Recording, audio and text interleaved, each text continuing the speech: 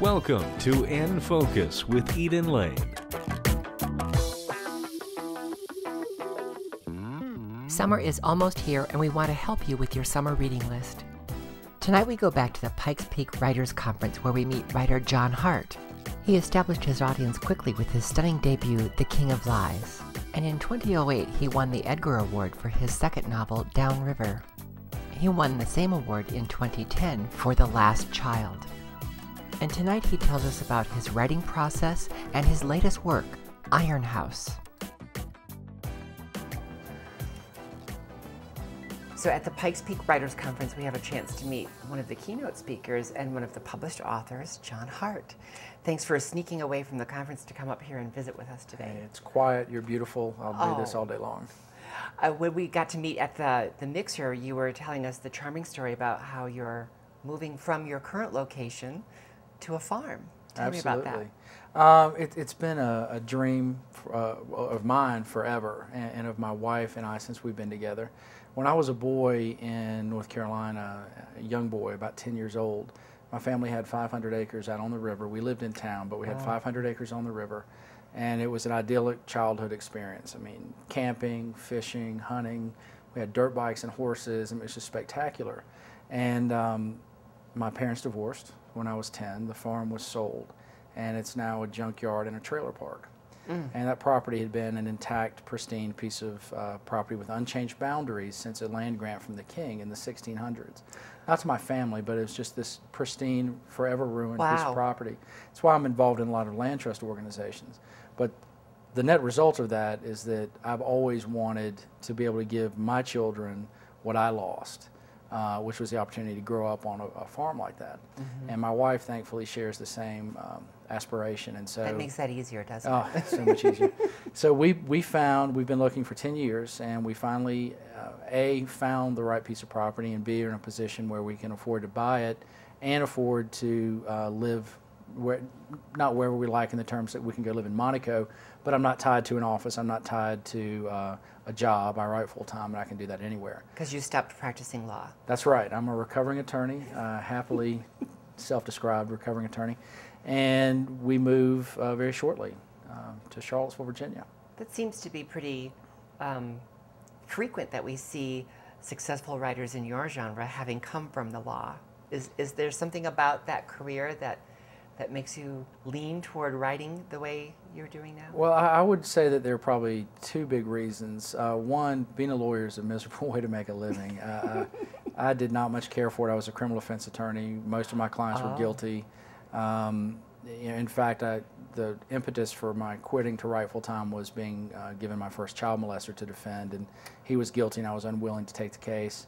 And that ruffled feathers. And a court can force you to take the case. Well, I was on what they call the court-appointed list, which means he was indigent, and I was appointed by the court to defend him. And I met with him in jail. He was very guilty, in my opinion. And I told the judge I didn't want the case. I told my firm I didn't want the case. I had a brand new daughter. My first daughter was a month old, maybe. And they all emphatically said, if you're going to be a criminal defense attorney, you cannot pick and choose in that manner. And because everyone is entitled to a vigorous... Of course, those arguments are the backbone of any justification system. But then a human being has to do it, and you can't always do that. That's right, and honestly, I was at a point where I was really desperate to try writing full time. I'd written 2 failed novels, one during... Why do you call them failed novels? Because they were I couldn't find an agent or a publisher, and my goal has always been to be published and to make a living at writing. I mean, you can write the most beautiful piece of work and feel warm in your soul about it, and I know that this is not the PC answer, but in my opinion, you got to be published for it to be a successful There's no readers. novel. Yeah, I mean, it's all about sharing the voice, but even more so for me, it's about being able to make a living doing it.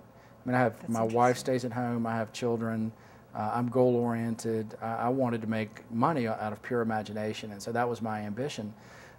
So there was the combination of the fact that I really disliked my job for a lot of reasons. And then I think the other reason that so many lawyers pursue this is John Grisham and Scott Turow. Kind of set that sets a tone or a path for you, doesn't it? I think he lit a blazing light on the tallest hill around and said, look what you could be doing instead.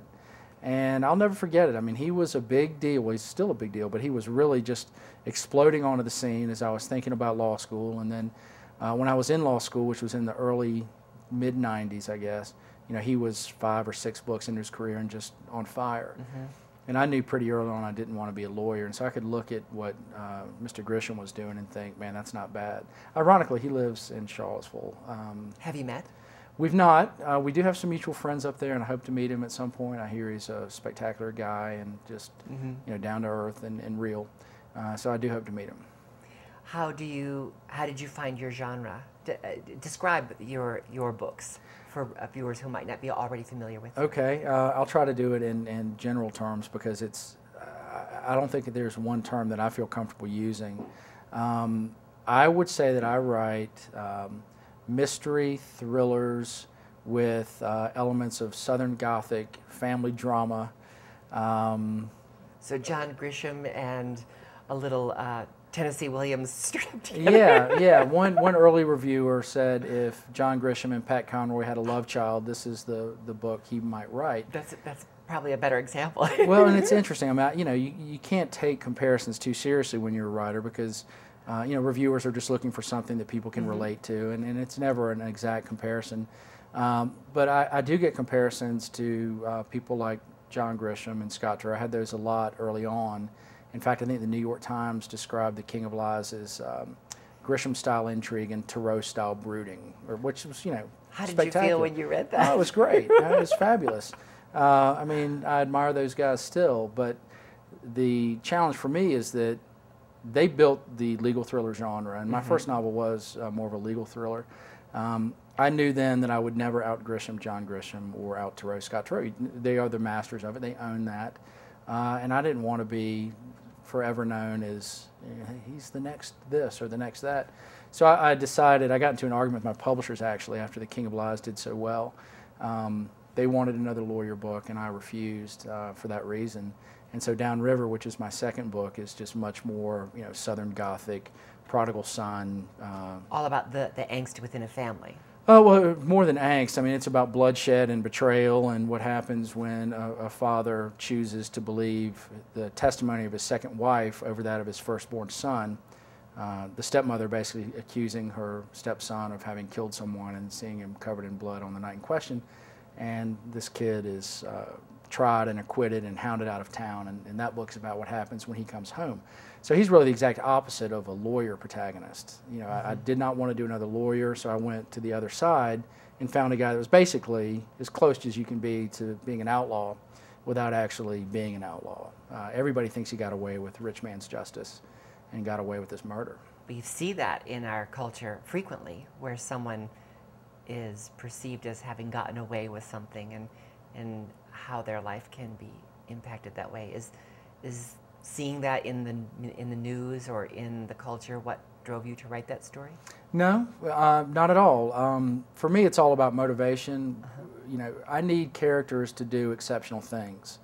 I don't write about lovely days of shopping at the mall or bridge club parties. I write about people in severe conflict and crisis because I believe that the best way to introduce your readers to your characters is to turn up the heat until all the soft bits sort of cook away, and what you see is what's really underneath and who is this person. And that's all about conflict and tension. And you know, I think violence through the crime thriller genre is a great way to explore that. So I need characters to be powerfully motivated. That's about emotion and it's about the past, and you'll find a lot of the past in all of my books. In the case of Downriver, for instance, it's about what happened 5 years earlier when this young man was accused and narrowly acquitted, and it's going back even further to when his mother died 20 years before that under mysterious circumstances. And so that at the end of the book, the reader can look at the things that this young man has done, and this is a young man filled with feelings of loss and rage and betrayal. They need to be able to look back and say, God, man, I can't believe what he did in this book, but I would have probably done the same thing. So I don't ever write about social issues. They often find their way into my books. But I write about what's driving the characters to do whatever exceptional things is going to make the story worth reading. So what is your process like when you decide that this is the character you want to write about, or does it begin with character? How do you Always begins with the character. My process, once you back out the quiet and utter panic that comes from starting a new book, and I do feel that until about page 200. That seems to be a common benchmark for writers, page 200. It's weird, you know. Either good or bad. Well, I think that those that share that trait, I think, fall in one camp of writers. I think there are really two styles of novelists. There are those that outline, and there are those that grope and hope. And I'm of the grope and hope school, which means I know who my character is, and I may have some vague idea of where I want him to be at the end of the book, but I'm just feeling my way along. And it becomes a year-long sustained leap of faith, and that's how I describe it, because no one can stand over my shoulder and say, hey, this is genius, it's going to work, because no one really knows where I'm going to go. So my process is really beginning with a very strong sense of the main character, and usually 2 or 3 powerful emotional drivers. In Downriver, Adam Chase, the young man, was driven by a sense of loss and rage. In The King of Lies, my debut novel, Work Pickens, was driven by guilt and shame. And then in The Last Child and in Iron House, I mean, you've got other drivers for those characters. Iron House is the book you'll be coming back to Colorado for this summer. I hope so, yes. I will be in Colorado in, I think it's late July of this summer for the release. The book comes out July 12th, and I think that's when I'll be here. So really the process is just nailing down in my own mind who this character is, what his issues are, and then trying to come up with a really exciting plot that allows him to grow, or her, to grow beyond those issues, to incorporate them into some process whereby they emerge at the end of the book in some different form. Maybe they're better off, maybe they're worse off, but they have come to grips with whatever these forces are that drive them. Now that's all twined very deeply in whatever the plot points and the story arc might be. I mean, you got to have a story. People need to feel compelled to turn that page. Has to be something to cause you to turn that page. Oh man, it's all about that. I love it when I get, this literary is a dangerous word in my mind, because literary implies a certain pretension to me. I mean, people love to talk about the difference between literary fiction and genre fiction. I don't think the line is that clear. I think when people say it's literary work, I think it just means it has a certain depth, that it's not pure plot. I mean, there's other things that are going on there. And that's what I aspire to. I mean, I love the power of a genre-style plot, meaning, it's not necessarily predictable, but there are somewhat recognizable elements that, some bad thing has happened, there will be repercussions from this bad act. What will it lead people to do? But the literary element should always be, what is the personal growth in the characters you've built that comes from dealing with the repercussions of that bad act? Tone and dialogue. Oh, all of that. Setting that and voice. And I think readers identify literary in the very same way that you described more often than people in the publishing industry might. I think that everybody loves labels in the publishing industry. It makes things very easy. Mystery, thriller, cozy, literary fiction, mainstream, commercial, whatever. It's all about what shelf do you put the book on. And that's a really artificial distinction that's necessary, I'm sure, due to the marketplace considerations. But at the end of the day, the only question is, how good is the book? I mean, when Downriver won the Edgar Award for Best Novel, there were 5 finalists. 1 was a Pulitzer Prize winner, and 1 had won the Man Booker Prize, which is England's most prestigious prize. And I beat both of them. So of course you were feeling like, well, I'm glad to be there. Well, my editor called me when they announced the nominees, and he said, congratulations, you've been nominated for another Edgar, but you're not going to win.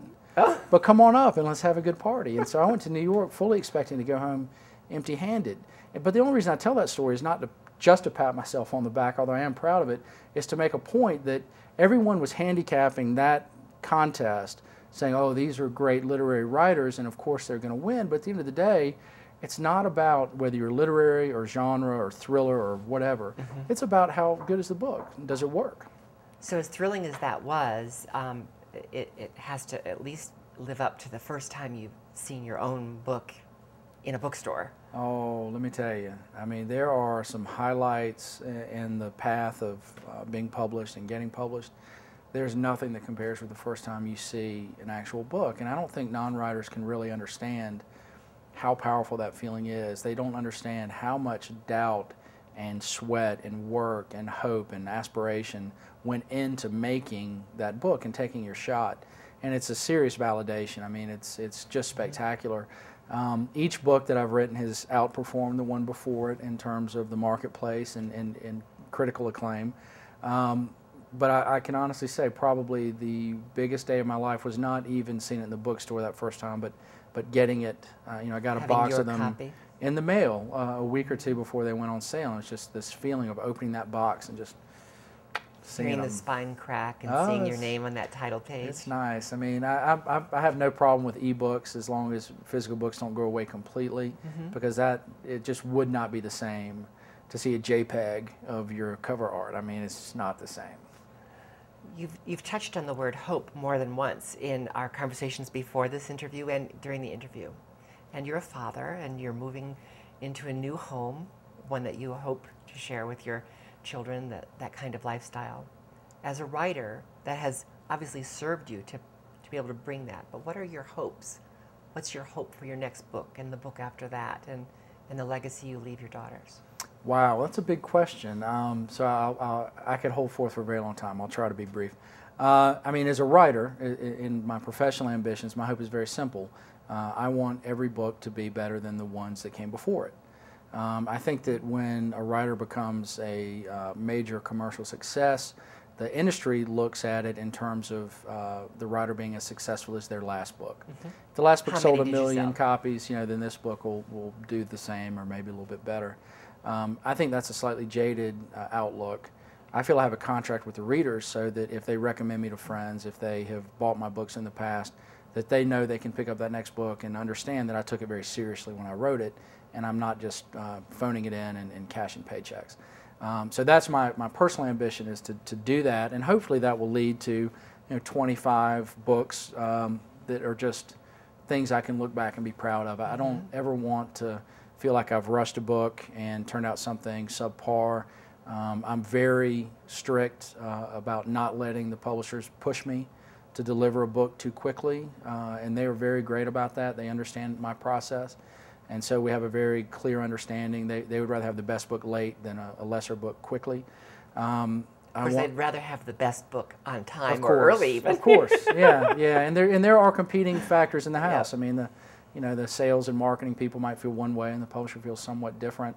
In terms of my children, I've always wanted them to be proud of what I do. I write fairly dark stories, but only so that the traits that I think are important about us as human beings can shine more brightly, whether it's hope again, love, faith, trust, self-sacrifice, courage, strength, endurance, whatever it is that gets these characters through the novel. I need those things to shine, because these are struggling people, and maybe that courage isn't heroic. Maybe that strength isn't colossal. It needs to shine in the context of their story. So I write dark. I don't want my children to ever think that I'm a dark man, or someone that just uses graphic devices to sell books. And my books aren't graphic. That's really not the right word. Gratuitous is perhaps the word. So I think that it's important that I know they love me. I know they trust me. I want them to respect me. And I can say the same thing about my wife. Does your wife read your books? She does. She's my first great critic. She reads every chapter when it comes off, and she tells me if I'm going off the rails. I trust her implicitly. In fact, the reason that my career works is because my 2 failed novels were sort of a comic booky approach, meaning, and this is my tongue-in-cheek definition of a comic booky book, if it has one of these things in it, either a ninja, a hovercraft, or an antimatter bomb, it probably has comic booky elements. My wife likes Oprah books. I'm not quite that contemplative in my fiction taste, but I feel if I can give enough depth to keep my wife happy and enough action to keep me happy, then I'm walking the line in the right way. And so that's what my books are, and I think that's the reason that they've worked. When do you think you'll let your daughters read your books? We've already talked about that. Not until they're 16, which is going to be kind of tough, because the last child is on required reading lists in high schools and many, many places across the country. Downriver's summer reading list. It's a little different when it's your daddy. Yeah. Oh, yeah. No, I have loads of first editions squirreled away and I give them all to my nieces and nephews on their 16th birthday. Same thing with my children.